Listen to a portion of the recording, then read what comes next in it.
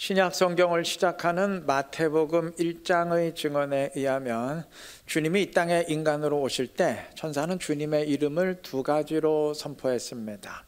하나는 예수이고 또 하나는 임마누엘입니다. 예수의 뜻은 구원자이고 임마누엘의 뜻은 하나님이 우리와 함께 하신다입니다. 그는 구원자로 오셨고 우리와 함께 하시는 분으로 오셨습니다. 자, 그런데 마태복음은 주님의 두 이름을 선포하기 전에 이름과도 같은 그의 칭호를 먼저 선포하셨습니다. 1장 1절의 선포입니다. 아브라함과 다윗의 자손 예수 그리스도의 계보라. 우리가 첫 번째로 읽은 본문이죠. 자, 주님이 아브라함의 자손으로 또 다윗의 자손으로 오셨다는 것이 신약 성경을 시작하는 첫 선포인데 의미가 뭔가요?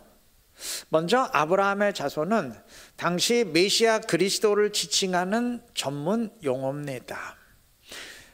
다윗의 자손이 그러한 의미로 사용된 이유는 간단합니다. 성경이 다윗의 자손으로 메시아가 올 것을 분명히 예언했기 때문입니다. 마태복음 21장 9절 등에서 예루살렘에 들어가시는 예수님을 향해 사람들이 호산나 다윗의 자손이요 환호했을 때 곧 그러한 의미입니다. 예수님을 메시아로 그리스도로 환영한다는 의미입니다. 주님의 또 하나의 칭호인 아브라함의 자손은 하나님이 성경에서 특별히 언급하셨던 아브라함의 자손을 의미합니다. 하나님은 창세기 12장 3절에서 아브라함에게 약속을 주셨습니다. 땅의 모든 족속이 너로 말미암아 복을 얻을 것이라. 하나님은 이후 이 약속을 반복하면서 아브라함의 자손을 말씀하셨습니다. 창세기 22장 18절 보시면 내 씨로 말미암아 천하 만민이 복을 받으리니. 내용은 똑같은데 아브라함이 아브라함의 자손으로 바뀌었죠.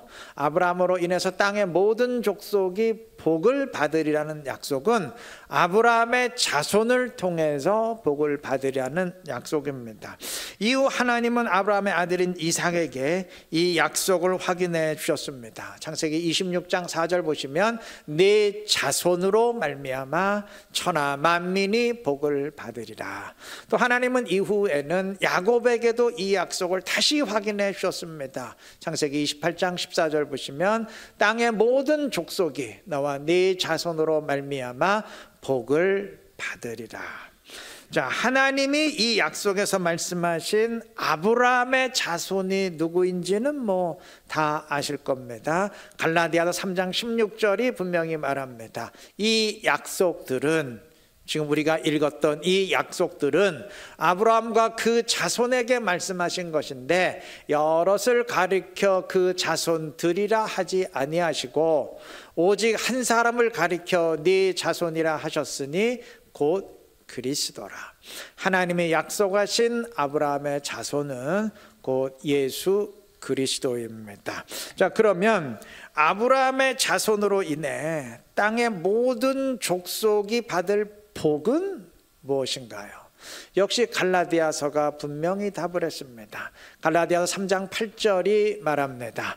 또 하나님이 이방을 믿음으로 말미암아 의로 정하실 것을 성경이 미리 알고 먼저 아브라함에게 복음을 전하되 모든 이방인이 너로 말미암아 복을 받으리라 하였느니라.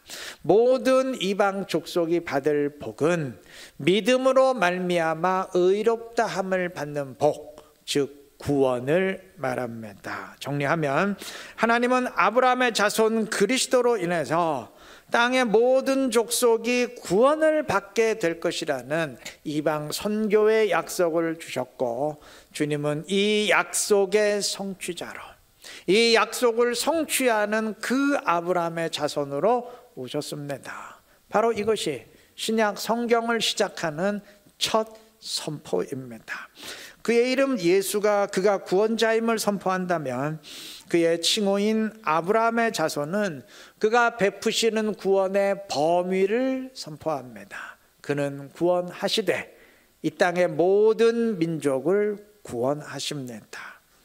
그는 구원자로서 구원의 모든 과정을 직접 주도하시지만 딱 하나, 구원의 길을 전하는 전도만큼은 우리에게 맡기십니다. 우리가 전하지 않을 때 주님이 진행하시는 구원의 길이 막히게 되는 이유가 그 때문입니다. 그래서는 안 되겠죠. 그리스도인이라면 당연히 전해야 되겠죠. 우리가 다음 주일부터 셀행복 축제 시작하는데 이런 행사를 하는 이유도 그 때문 아니겠습니까?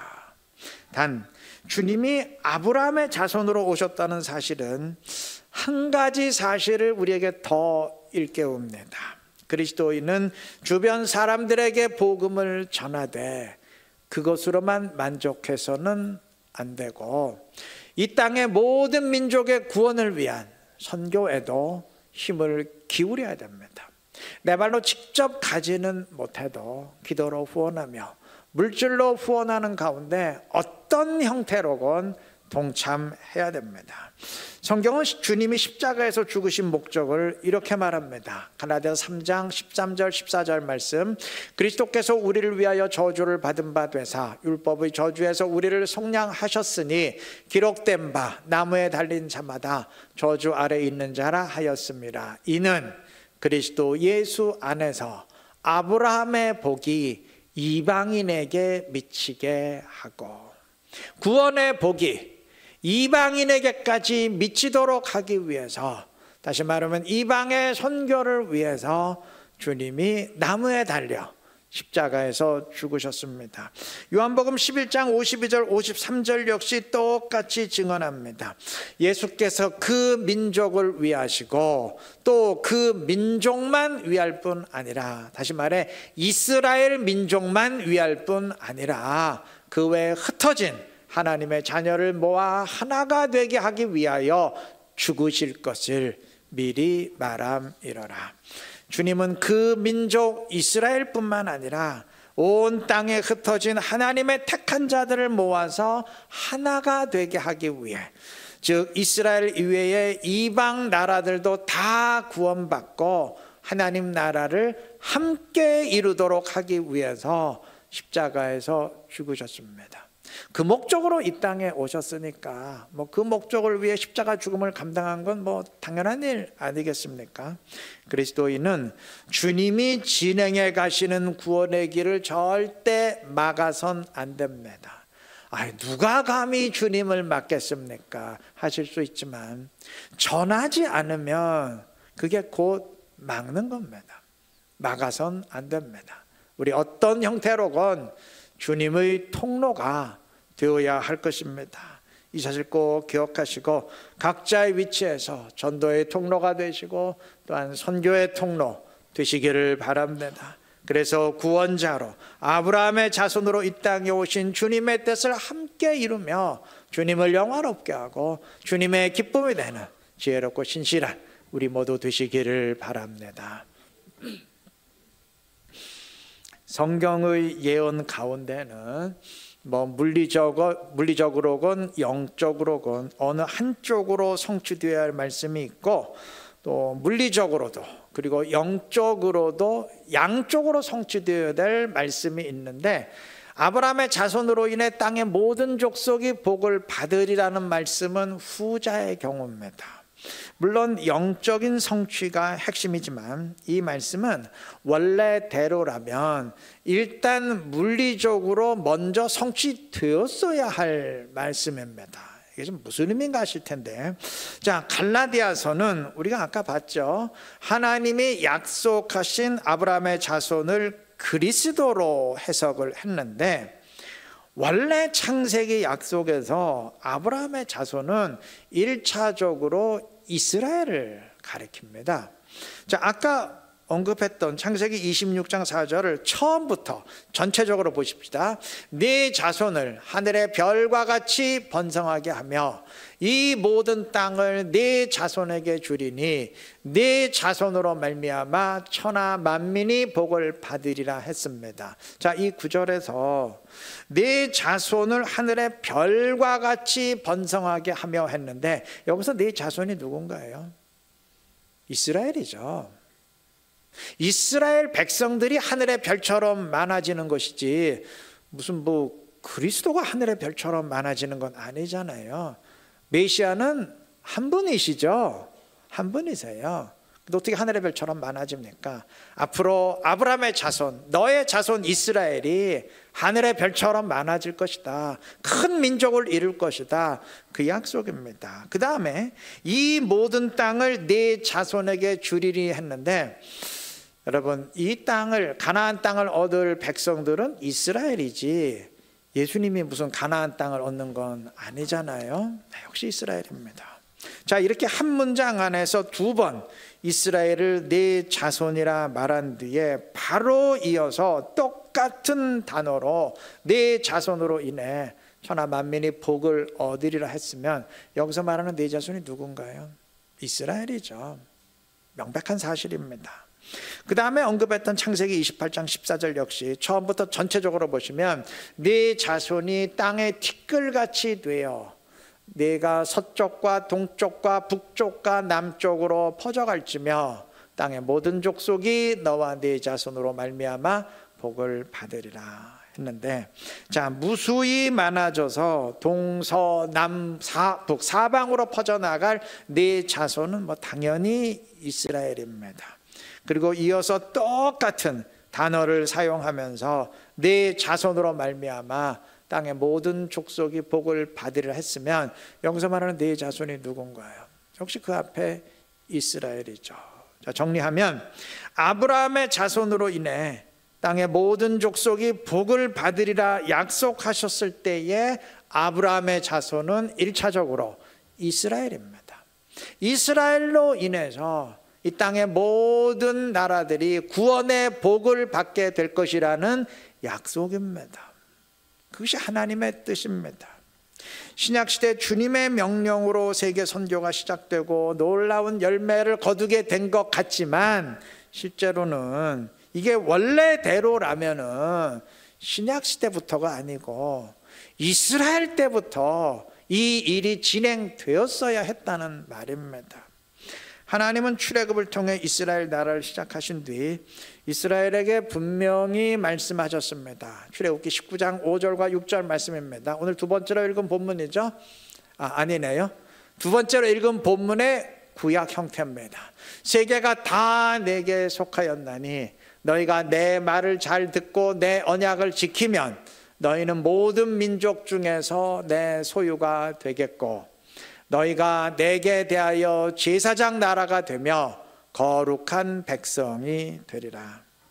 이스라엘만 하나님께 속한 것이 아니고 온 세계가 다 하나님께 속했는데, 그 가운데 이스라엘이 하나님의 말씀을 잘 듣고 순종해서 언약을 지키면 세상 모든 나라 가운데 제사장 나라가 될 것이라는 약속입니다.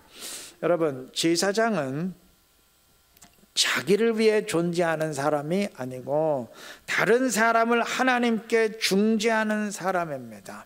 즉 이스라엘이 온 세계 가운데 제사장 나라가 될 것이라는 말의 의미는 이스라엘이 다른 이방 나라들을 하나님께 중재하고 인도하는 나라가 될 것이라는 말입니다. 다시 말하면 다른 이방 나라들도 이스라엘로 인해서 하나님께 나오고 하나님을 섬기게 될 것이라는 의미입니다. 이게 이방 선교의 사명이죠. 오늘 우리에겐 이 말씀이 상당히 생뚱맞게 들릴 수 있어요. 왜냐하면 일단 우리가 알다시피 이스라엘의 역사가 이게 전혀 선교의 역사가 아니었고, 더욱이 하나님이 이스라엘에게 이방인들과 절대 어울리지 말라는 명령까지 주셨기 때문에, 야, 이스라엘이 무슨 선교야, 이스라엘하고 선교가 전혀 연관이 되지 않습니다. 그러나 그건 우리 생각이고 이스라엘의 입장은 달랐어요. 출애굽 이후에 이 말씀이 주어졌을 때 이스라엘 그 누구에게도 이 말씀은 뜬구름 잡는 식의 허망한 말씀이 아니었습니다. 이 말씀의 내용이 그들이 직접 경험하고 있는 현실이었습니다. 얼마 전 이들이 출애굽했을 때 출애굽기 12장 38절의 증언처럼 허다한 이방 족속들이 함께 출애굽했지 않습니까? 갈렙이 그들 가운데 한 사람 아니었습니까? 그때 이방 민족은 이스라엘을 따라 출애굽함으로써 하나님의 백성으로 편입되었습니다. 그러니까 이스라엘이 이들을 하나님께 인도하는 중재자가 되었고 이들을 위한 제사장 나라가 되었습니다. 당시 이방 족속들이 하나님 백성이 되기를 원했던 이유가 무엇이었나요? 이들은 10가지 재앙을 보면서 이스라엘을 위해 베푸시는 하나님의 능력을 똑똑히 체험했어요. 이스라엘이 하나님의 능력으로 당시 세계 최강이었던 이집트를 여지없이 박살내고 굴복시키는 모습을 10번이나 두 눈으로 똑똑히 보았습니다. 이들은 그 모습을 보면서 야, 우리가 알던 저 신들 다 가짜고 여호와가 참 신이다. 우리도 이스라엘처럼 여호와를 섬기자 결단하게 되었던 겁니다. 이스라엘이 가나안에 들어간 뒤 기브온 부족 전체가 이스라엘을 속여서라도 하나님 백성이 되기를 원했던 이유도 마찬가지예요. 그들 스스로 고백합니다. 그들은 하나님의 능력으로 승리하는 이스라엘의 소식을 계속 들으면서 여호와의 백성이 되기로 결단한 것입니다. 이러한 일은 이후로도 계속 일어날 수 있었습니다. 하나님은 이스라엘이 말씀대로 순종하며 언약을 지키면 세상 모든 나라들 가운데 가장 뛰어난 나라로 만들어 주겠다고 누차 약속하셨어요. 이스라엘이 순종만 했다면 정말 그렇게 됐을 겁니다. 그러면 이방 나라들이 그 모습을 보면서 세계 모든 나라 가운데 가장 부유하고 부강하고 뛰어나게 우뚝 세워진 이스라엘을 보면서 야, 여호와가 참신이다. 우리도 이스라엘처럼 여호와 섬기자 결단하는 일이 이어졌을 겁니다. 출애굽 때와 같은 일이 계속 반복되고 이방 선교의 역사가 계속 이어졌을 겁니다. 물론 하나님은 이스라엘에게 절대 이방과 어울리지 마라 명령하셨지만 이 경우는 달라요. 이 경우는 이방이 여호와를 섬기기로 결단한 경우이기에 서로 어울려도 이방이 이스라엘처럼 여호와의 백성이 되지 이스라엘이 이방처럼 오염되지는 않습니다. 그러나 우리가 알듯이 이스라엘의 역사는 하나님의 뜻대로 이어지지 않았습니다.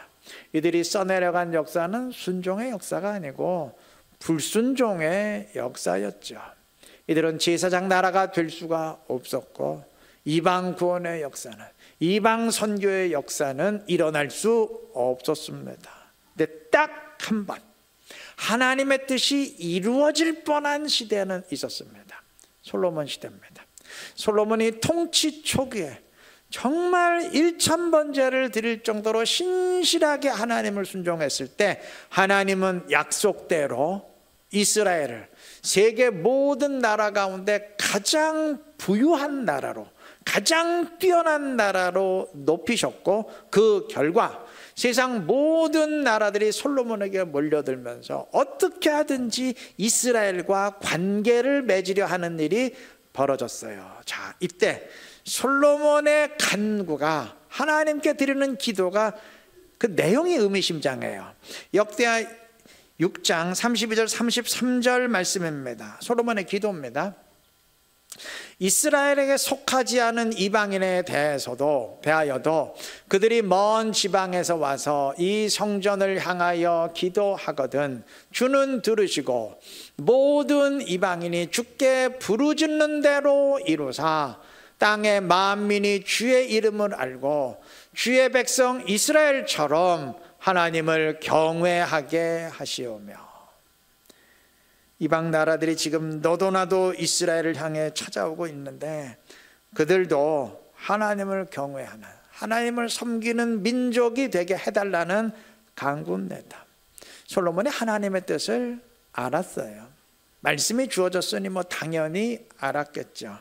이 상태에서, 이 상황에서 딱 한 걸음만 더 나아갔다면 정말 이방 민족들이 하나님을 경외하게 되는 이방 선교의 역사가 이제 시작이 되었을 텐데, 참으로 안타깝게도 우리가 그 뒤에 내용 알죠.